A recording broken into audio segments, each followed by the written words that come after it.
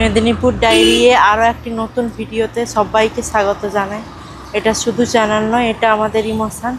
হাসপাতাল থেকে একটু বিকেলবেলা বেরিয়েছি, আর এই হাসপাতালে কোনো ভর্তি থাকাকালীন বেরোনো যায়, আর জিনিসগুলোও কেনার ছিল, এই জন্য কিনলাম।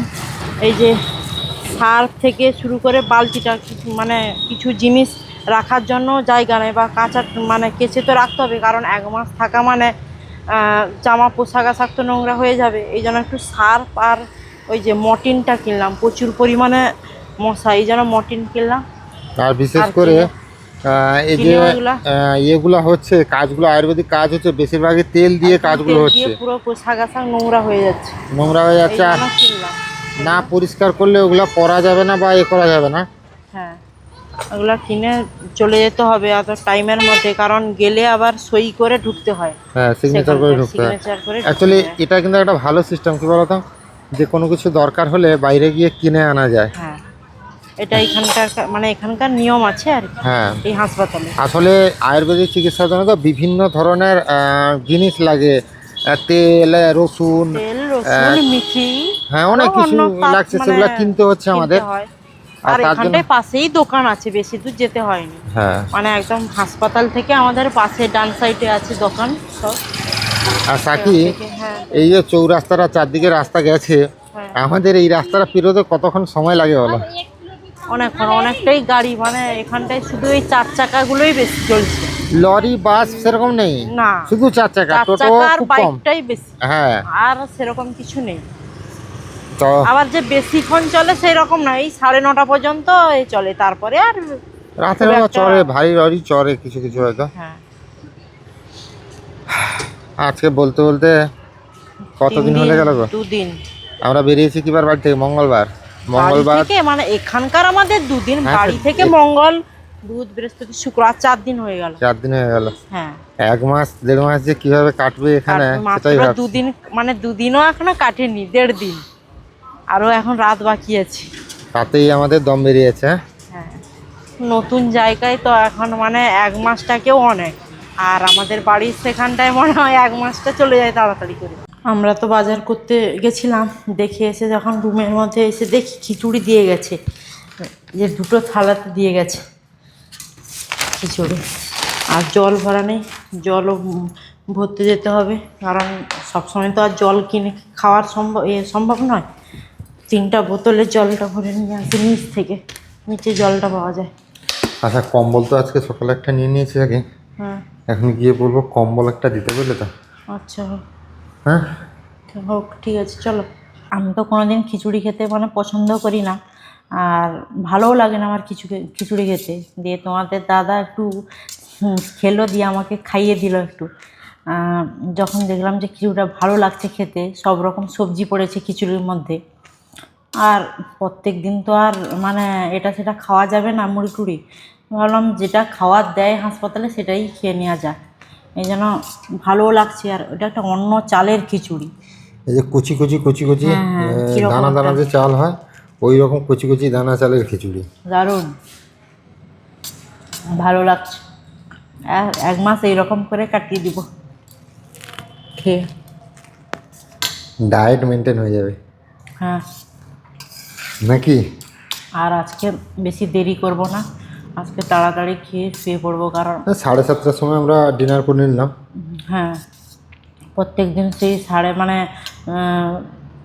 বাড়ি থেকে যে সেই চলছে গুছানো দেখে, এ থেকে শুরু করে যে সেই রাত 1টা 12টা এইরকম, কালও আমাদের এখানটায় ঘুমাতেও রাত 11টা মতন হয়ে গেছে। আর প্রথম দিন তো আমাদের এখানে ঘুমটাও কালকে রাতে ঠিকঠাক হয়নি, ভয়ে ভয়ে ছিলাম, ভয়ে একটা ব্যাপার ছিল। তারপরে নতুন জায়গা, একটা নতুন জায়গায় কিছু জানা নেই এখানটায়। তারপরে মর্টিন নিয়ে এসেছিলাম, মর্টিন লাগিয়ে দিয়েছি, কারণ মশা রাতের বেলা বেশ ভালোই মশা থাকে। ওটা কিন্তু সবসময় রাখা যাবে না, বন্ধ করে দিতে হবে। আমাদের রাতের বেলাটা থাকবে, সকালবেলা বন্ধ করে দিতে হবে। ওই একটাই একদম অনেকদিন রাখতে হবে, তো মশাটা রাত্রে হলে মশা বেরোয়। আর বাজারে আমরা যে গেছিলাম গতকাল, যে কেনা হয়েছিল যেগুলো লিখেছিল এই পাইপগুলো, আর আমাদের এই পাইপগুলো লিখেছিল ডক্টর, আর দিয়েছিল এই কটন দিয়ে দিয়েছে। তো এই তুলাটা আমাদের বেকার থাকলো, কাজে লাগবে না। এই যে এই কাপড়টাও দিয়ে এটা দিয়েছে তো ভুল কাজে দিয়ে লাগলো দিয়েছে। না, এটা ফেরত দিয়ে দিতে বললো তো। হ্যাঁ, এই কাপড়টাও ভুল দিয়ে দিয়েছে, কিন্তু যেসব দোকান থেকে আনা হয়েছে সেই দোকানগুলো খুঁজে কোথায় পাবো আর ফেরত কোথায় দিতে যাবো বলো? সেই তো কথা, কি করবো। বাড়ির কথা ভীষণ মনে পড়ছে জানো।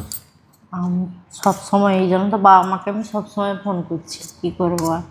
তারাও টেনশনে আছে বাড়িতে, কে কি মানে যে হচ্ছে, কি যে হচ্ছে কি না, সত্যি কিন্তু প্রচুর বাবা টেনশনে এদিক ওদিক আছে। যেতেও পারে না, মা তো বাবা সুস্থ থাকলে এতটা মানে হতো না, মানে বাবা সুস্থ থাকলে এটা ওটা বাবাই করে নিত না।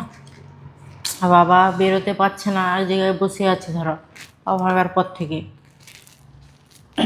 আচ্ছা আজকে শশাগুলো বের করে দেখে নেবে, যদি হয়ে থাকে তাহলে খেয়ে নেবে শশাগুলো, বুঝতে পারলে? আচ্ছা দেখি, এটা খাই। অনেকটাই তো রাত হয়ে গেছে।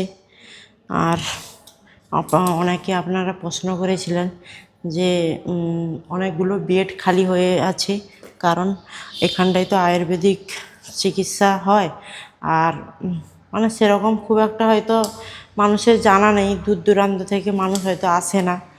আর অনেকগুলোই বেড খালি হয়ে আছে, জানলে নিশ্চয়ই আসবে। তো আমরা তো জানি না খুব একটা, আমরাও তো প্রথম এটাই নতুন আসা।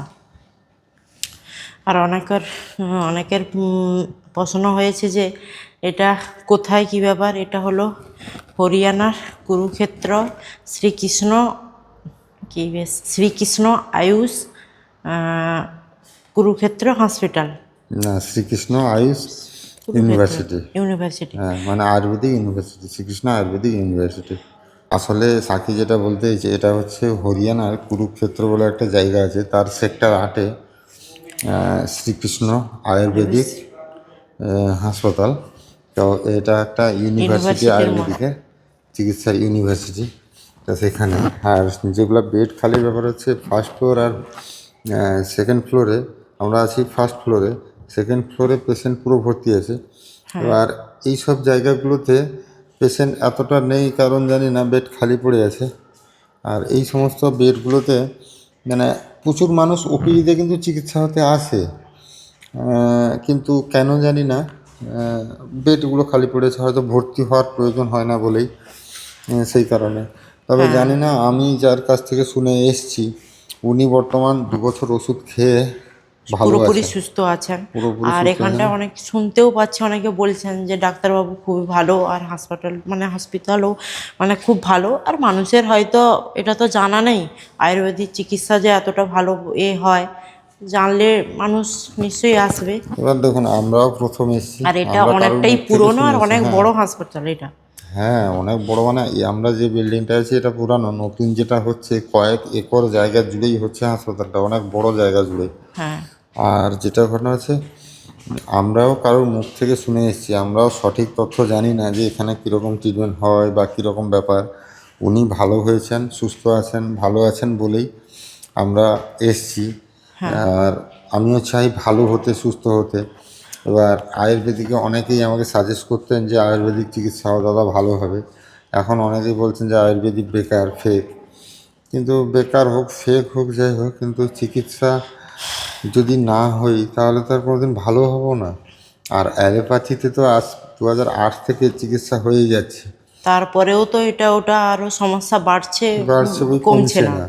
তো এবার দেখা একজন যাক না। মানুষও তো এরকম, সেও চিকিৎসা পেয়েও তো ভালো আছে নিশ্চয়। এটা তো সেরকম কিছু মানে হচ্ছে না যে চিকিৎসা করতে কোনো তো খরচ লাগছে না। খরচ তো লাগছে, মানে খরচ লাগছে না নয়, যেটুকু হয়তো সেখান থেকে অনেকটা সেখান থেকে অ্যালোপ্যাথির থেকে অনেকটা কম, কিন্তু এর আবার ওষুধ খরচাটা অনেক হ্যাঁ বেশি। এইগুলোই নিয়ে নিচ্ছে, বা বর্তমান যেগুলো আমরা হাসপাতালে যে ভর্তি চিকিৎসার আছি, জন্য খরচ মানে এগুলো জিনিসগুলো যে লাগছে। শুধু এটা নয় সাকি, কথাটা বোঝো, এরপরে যে ওষুধ চলবে, যেটা আয়ুর্বেদিক যেটা ওষুধ চলবে সেটা কিন্তু অনেক এক্সপেন্সিভ। হ্যাঁ সেটা 12,000 মানে 14,000 এলোপ্যাথির টাকা থেকেও প্রত্যেক মাসে অনেকটাই খরচা, বেশি, অনেকটাই মানে অনেকটাই ডবলের থেকে বেশি। দ্বিগুণ। হ্যাঁ কিন্তু বর্তমান যে হাসপাতালে ভর্তি আছি আমি, খরচা হচ্ছে, জিনিসপত্র যেগুলো কাজে লাগছে, যেগুলো আনতে হচ্ছে, সেগুলোর পেছনে খরচা হচ্ছে। কিন্তু ডাক্তার দেখানো ফ্রি, বা আরও অনেক কিছু, ওই যে ভিজিট ওই করছে নার্স, ডাক্তার সেগুলো দেখানোটাই ফ্রি। ফ্রি। হ্যাঁ। আর ওই টুকিটাকি ধরো খাবার দিচ্ছে এটা হসপিটাল বলে, বা থাকাটা। এবার না হলে আর সব কিছু জিনিসপত্র যেটা ডাক্তার মানে পেশেন্টকে করাচ্ছে, সেগুলো তো সব কিছু টাকা দিয়ে কিনতে হচ্ছে। টাকা দিয়ে কিনতে হচ্ছে, বা যেগুলো করাচ্ছে হয়তো তার চার্জটা কম নিচ্ছে। যেরকম ধরো আজকে যেটা হলো, হ্যাঁ, তোমার যে একটা ট্রিটমেন্ট হলো তার জন্য 100 টাকা নিয়েছে। 100 টাকা নিয়েছে, কিন্তু আমার জিনিসপত্রগুলো নিয়েছে 500-600 টাকার 600 জিনিস। টাকার জিনিস। আমার হ্যাঁ, যেরকম আজকে ট্রিটমেন্টটা হলো 130 টাকা নিয়েছে, তাতে আমার দুটো ট্রিটমেন্ট হয়েছে, একটা ট্রিটমেন্ট আরও বাকি আছে। বাকি আছে। এই রকম করে হচ্ছে আর কি, যে হ্যাঁ, এবার এটা কম খরচায় সেটা বেশি, ধীরে ধীরে আরও বাড়বে। যখন ওষুধ খাওয়া থেকে শুরু করে তখন তো মানে 10,000 থেকে শুরু করে, মানে প্রত্যেক মাসে 10,000 করে, আরও বেশি 10-12 হয়তো। হাজার টাকার ওষুধ ওই দাদাটা খেতে হয়। হ্যাঁ, এবার আমাকেও নিশ্চয়ই সেরকম হবে, হবে কিন্তু আগে আমাকে ট্রিটমেন্ট। ওই দাদাই কিন্তু এভাবে কোনোদিন ভর্তি করতে হবে বলেনি, আমাকে না, ভর্তি তার হতে থেকে বললো। তোমার একটু সিরিয়াস না, অনেকটাই হ্যাঁ, এই জন্য তোমাকে হয়তো তো ভর্তি দেখা করা। যাক, কি জীবনের হয়? অনেকটা সময় তো এদিক ওদিক করে কাটিয়ে দিলাম, না হয় 1 মাস এখানে থেকে যাব। হ্যাঁ, অবশ্যই। থাকি, দেখি চিকিৎসা কেমন হয়, ট্রিটমেন্ট কেমন, সব কিছু দেখা যাক না কি হয়। আর ভালো লাগছে না বাড়িতে থাকতে, মানে বাড়ি থেকে এখানটায় চলে এসেছি তো প্রচুর পরিমাণে আমার মন খারাপ হচ্ছে। অ্যাকচুয়ালি আর কিছুক্ষণ মনে আগে হচ্ছে আমি যেন জেলের মধ্যে বন্দি হয়ে আছি, একদম ভালো লাগছে না। মানে মোবাইলের মধ্যে আর কতক্ষণ সময় কাটানো যায়, মোবাইলে আর কি মানে কি দেখবো। আর আমি দুজন আছি তো আর ভালো লাগছে না, বসে বসে টাইম কাটছে না। মা বাবাকে ফোন করছি, বারবার কথা বলছি, আর তারাও অ্যাকচুয়ালি টেনশন করছে কিছুক্ষণ আগে প্রচুর। তার কিছুক্ষণ বাড়িতেও আগে তো মা বাবা একা আছে, হ্যাঁ, তারাও ওনারাও টেনশন। টেনশন করছে। হ্যাঁ, কিছুক্ষণ আগে আমি আর সাকি দমে কাঁদলাম ও দুজনে, হ্যাঁ, কারণ খুব মন খারাপ করছে। আজকে 4 দিন চলে এলাম, এখানে তো কোনো পরিচিত নেই, কারোর সঙ্গে একটু বাংলায় কথাও বলা যাচ্ছে না। সাকি আমি তো তবু মানে ডাক্তারের সঙ্গে বা সবার সঙ্গে একটু হিন্দিতে কথা বলতে পারছি, সাকি কিন্তু কারোর সঙ্গেই কোনোভাবেই কথা বলতে পারছে না আমার সঙ্গে ছাড়া। তার জন্য দুজনেরই মন মেজাজ খুব খারাপ। যাই হোক, দুজনেই লড়াই করে যাচ্ছি এই পথে এসে, যাতে ভালো থাকা যায়, সুস্থ থাকা যায়। আপনাদেরও আশীর্বাদ দরকার, আপনারাও আশীর্বাদ করুন। আশীর্বাদ করুন যাতে তাড়াতাড়ি সুস্থ হয়ে ওঠে। আর আপনারা সুস্থ থাকুন, ভালো থাকুন, দেখা হবে আবার একটা নতুন ভিডিওতে।